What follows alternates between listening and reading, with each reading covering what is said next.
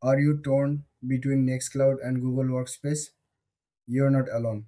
Today, we'll compare these two popular tools to help you decide which one is right for you. Both Nextcloud and Google Workspace are designed to help you store files, collaborate with others, and manage your work. They aim to make teamwork easier and keep your documents organized. Let's start with Nextcloud.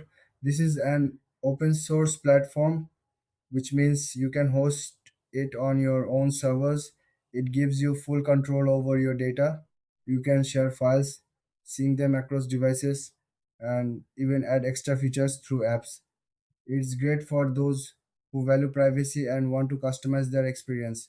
Now, let's talk about Google Workspace.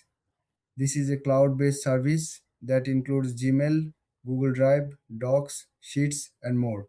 It's user friendly and integrates seamlessly with other Google services.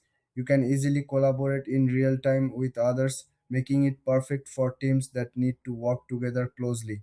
So, what are the key differences?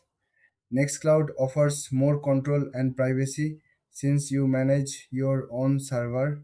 Google Workspace, on the other hand, is easier to set up and use, especially if you're already familiar with Google products. When it comes to features, Nextcloud shines with its customization options and security. Google Workspace excels in collaboration tools and ease of use.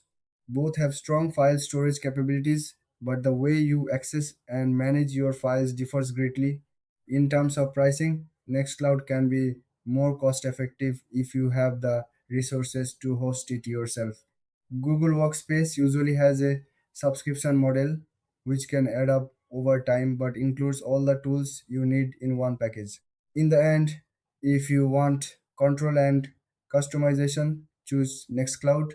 If you prefer convenience and collaboration, Google Workspace is the way to go. If you found this comparison helpful, don't forget to like and subscribe for more content like this.